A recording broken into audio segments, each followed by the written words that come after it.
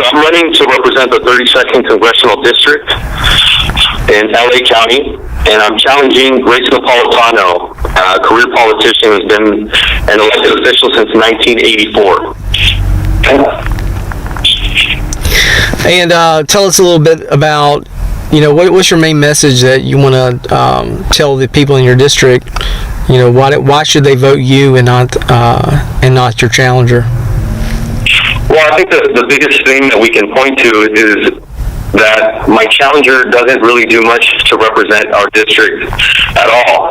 She's more of a representative from Washington, D.C. to the people, as opposed to a representative of the people to Washington, D.C.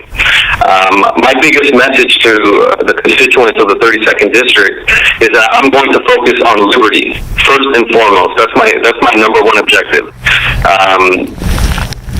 At this point, I think that we have a lot of problems in our country, but it all stems from the fact that our government, our federal government, has moved away from our Constitution.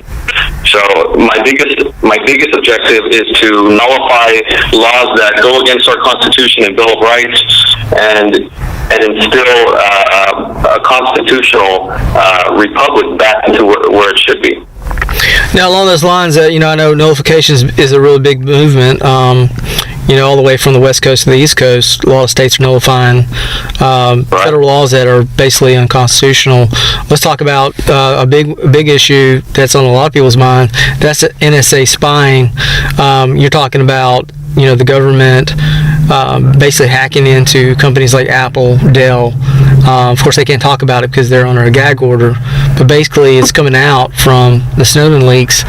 Even our iPhones, they can turn on the speaker on the camera without us knowing it, even without a warrant.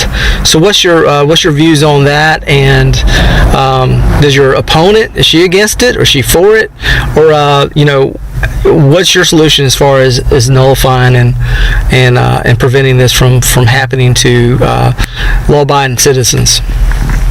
Well, I know that a lot of states already are taking the initiative and nullifying the NSA's, or basically nullifying different portions of different bills that we find unconstitutional, like the NDAA. And I know that there's a big movement right now going on to it's a Restore the Fourth movement, which is trying to take away any resources that the NSA could use in their state. And, I'm a big proponent of that. I think the states should do everything that they can in their power to protect the rights of the people. I'm completely against what the NSA is doing. I think that it's a huge violation of our Fourth Amendment rights. And I don't see, they haven't been able to prove in any way that this has been beneficial to stopping any sort of terrorism. So I think that this is just a matter of control, and I think that they're just trying to control the population and trying to keep us in fear and looking over our shoulders. So I think this is a horrible thing that our government is doing, and that's one of the main things I want to stop. Along those lines, let's talk about, it just came out on benswan.com, the fact that there's a lot of states nullifying bans on hemp, on production, commercial, and of course, you also have what California and Washington are doing, basically nullifying federal drug laws. And they're turning out to be case studies as far as, not only bringing a lot of revenue in, but also, there was even an official that came out that admitted that, marijuana use is less dangerous than alcohol consumption. What's your view on that? I know California, there are a couple of bills to try to get that legalized.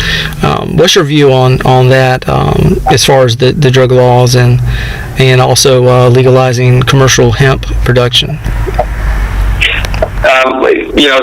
First off, I think the prohibition that we have seen in this country has been a complete failure. The drug war has been a failure. We spent so much money, billions and billions of dollars on this drug war, and we haven't seen any sort of results.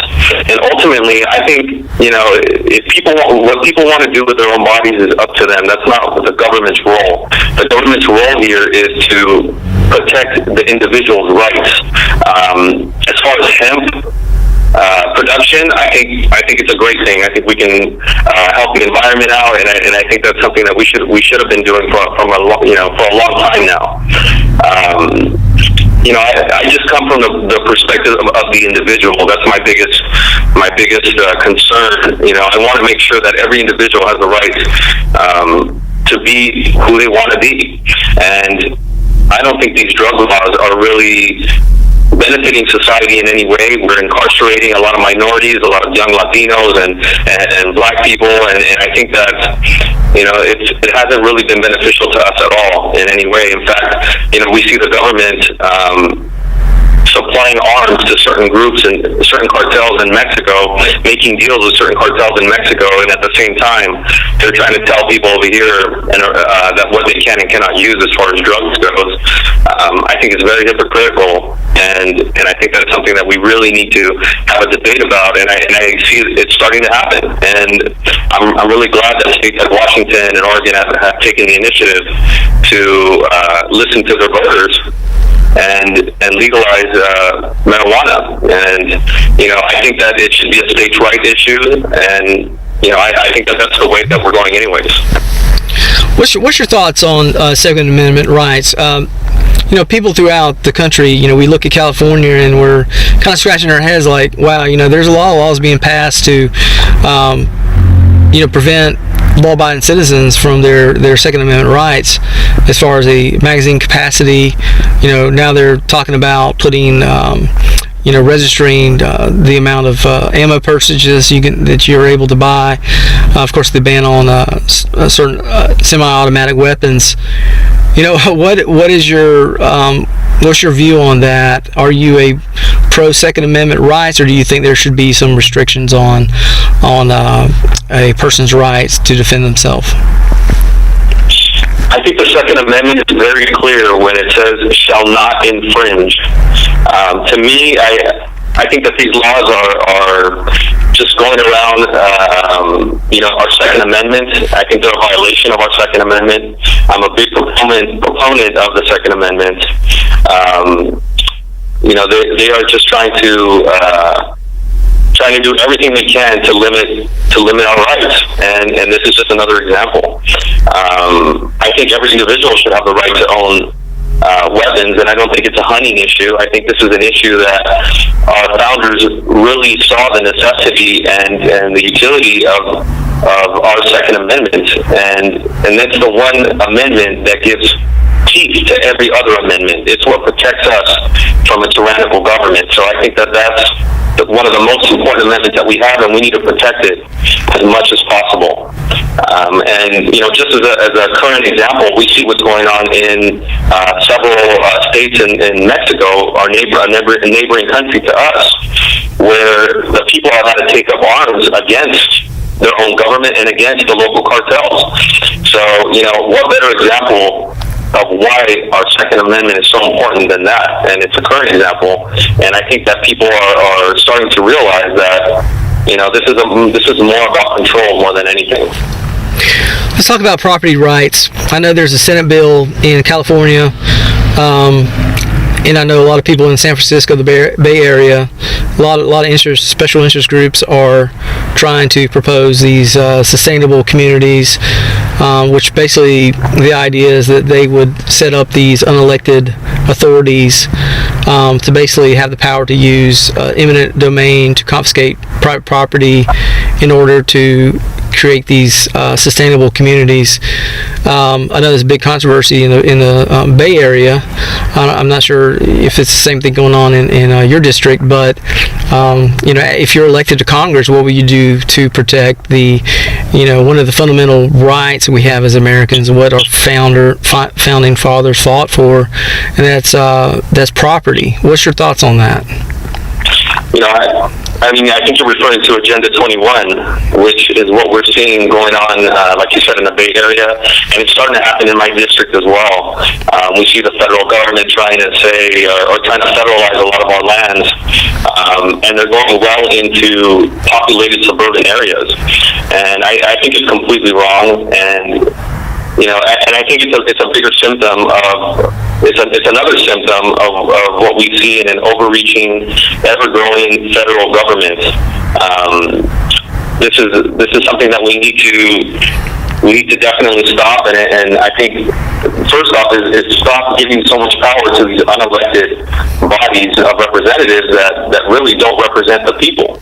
So, that's the first step, and I think definitely informing our constituents and informing the people is going to be, what's really going to take to make a difference in stopping this. And we have several good people down here in our community, in our district, coming out and speaking out about it, and speaking out at our city council meetings. But we do see what they're doing, and we're doing everything we can to stop it here on our end. Let's talk about the Federal Reserve. There's this out of control spending in Washington. There's you have Bernanke, you have of course the new chair Yellen, that basically prints money out of thin air, and it basically funds the endless wars that we're experiencing, the endless spending, and basically it increases inflation. I mean, is another alternative. Instead of raising our taxes, they're using this as a mechanism to basically steal from Americans without people realizing it. Do you support auditing the Fed, or do you think it should just be abolished? Do you think we should go ahead and end the Fed? I support ending the Fed. I mean, that to me is a central issue to what we need to be doing in Congress. I mean, I think auditing the Fed is a good start, but I think ultimately we should abolish the Fed. The whole purpose was to, stop these boom and bust cycles, but in actuality, we've seen that they've continued under the Fed, and like you said, they're just printing money out of thin air. And I think that this is a big reason that we see a lot of the wars that we have. They finance both sides, and ultimately the banks continue to get rich.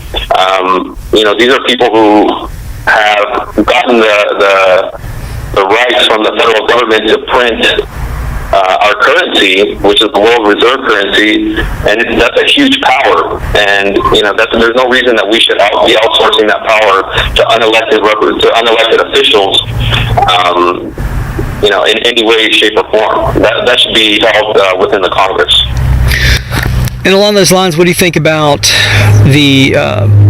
our foreign policy? It seems like, especially a lot of younger folks, what I'm hearing from them is they're tired of the endless war. It seems like we're always involved with some type of war. There was a push to bomb Syria, as opposed to a diplomatic solution. And we're spending billions of dollars, in Afghanistan. Number one, should we pull the troops? Go ahead and pull out of Afghanistan. And what do you think is going to, what do you think it's going to take for Americans to realize that, spreading ourselves thin in all these entanglements is not in our best interest? I think you have it spot on when you're talking about the younger generation taking a stand right now more than anything. Most of the people on my campaign are under the age of 30, and this is one of the major issues that we are pushing, and that's ending these wars to us as U.S. citizens. There's no benefit to us in any of this. The only people who benefit that we're seeing out of all of this are these big corporations, these military contractors, and I think it's important that we bring our troops home. We need to stay out of other countries' businesses. I mean, for example, Syria. I think that would be a huge mistake, and it was great to see the people stand up and basically say that we weren't interested in having another war or another foreign entanglement. I think we need to worry about ourselves right now. We need to worry about our country.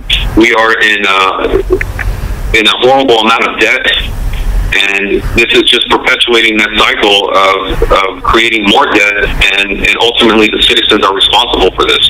So I think the people are getting tired of war, and I think the people are ready for a new message and a new approach on foreign policy, which is more about mutual respect, respecting people's sovereignty, and basically looking out for our interests here at home first, which is what we are not seeing currently. Now, one of the big issues that's on Americans' minds is Obamacare, the healthcare system. A lot of people thought that this was going to lower their premiums, have more access to healthcare, but what a lot of people were experiencing throughout the nation is increased premiums, increased deductibles, and they're finding that it's really not affordable. Especially the middle class families. But it seems also that both parties, both parties are not really offering a free market solution. It seems like it's just bigger government, more regulations. What's your thoughts? What's the solution? How can we solve the healthcare solution where more families can afford it? But also a way we can get the government really get its, it seems like there's a lot of lobbyists, like for example the insurance corporations lobbied millions of dollars to get Obamacare passed, and it's basically just forcing people to buy their products. I mean it's crony capitalism at its worst, and a lot of people are finding, even Democrats are admitting to that. What's your views on Obamacare, and what do you think the solution would be? I think Obamacare has been a complete disaster. Like you said, it's a great example of crony capitalism. And I think we do need a free market solution. I think what we need to offer people is more options, not limit them, and basically tell them that they only have a government option. We need to offer them as many possible solutions to this as possible. In a free market, the more options we have, the better pricing we can get, the better service we can get, and we need to get the government out of people's lives in such an intrusive manner. I think the biggest relationship that needs to be focused on in healthcare should be between the patient and the doctors. And the insurance companies have grown and have come between that relationship, and that's kind of where we see another example of crony capitalism. We see it in the industry that has used government to make itself successful. And that seems to be the theme right now for a lot of big companies. Use government in a way where they can monopolize whatever industry they have and be the leaders and the only ones to be able to enter that type of market. So, we need a free market solution. We need to be able to buy across state lines. We need more options, not less options. And I have one more question for you. California, there's a lot of high taxes there. The corporate rate is very high. A lot of companies are leaving California, and they're either going to Nevada, they're even going overseas. How can you bring jobs to your district? What can you do to provide an environment that's going to attract companies back to the United States, and also where your district can really thrive and attract new business? I think that's a very important thing that we need to be focusing on, and I think that's the number one issue people are worried about is the economy and jobs. And I think the fundamental thing here that we need to look at is there are a lot of politicians saying that they're going to do something to create jobs. Well, in reality, politicians are not the ones creating jobs. Government is not the one creating jobs. We're the ones hindering people from creating jobs. So I think trying to reduce as much regulation as I can from Washington D.C. from the federal side, I think is what I can do. Also, we need to really look at our income tax system and our federal tax system. We need to really revisit this. At this point, we see the federal government using it to target political dissenters. They're using this system to benefit certain groups over others, and I think it's the cause of a lot of our problems as well. So I think ultimately, I think what needs to happen is I'm going to organize as many people as I can within my district, as many business owners as I can within my district, and be a voice to them. Like I said, I think we need to deregulate. We need to get government out of the way. That's my number one objective, to help businesses and the economy grow within the 32nd district. And how can people find more information about your campaign, and how can they get involved? They can go to www.electalas.com. That's ALAS, electalas.com. They can also text 626-421-7662, and they can text donate, volunteer, support, and my campaign will get back to them immediately. We're trying to be as on the forefront of technology, and we have a lot of young people that are involved in my campaign already. So we have a great platform that we're using. So we encourage everybody who's interested in learning more about my campaign to visit the website and to get involved. And is there any last words you would like to tell people in your district? I would just like to tell them that, it's time for some real change. We've had a lot of people talk about change, but the type of change that they're talking about is more rules, more regulations, bigger government. And what my campaign about is more individual liberty and bringing the country back to a constitutional republic where the individual has more power than the state. Well, thanks so much for your time. I appreciate it. And I'm sure people will definitely respond to that type of message. All right. God knows we need it, man. That's right. I know we do. Yeah.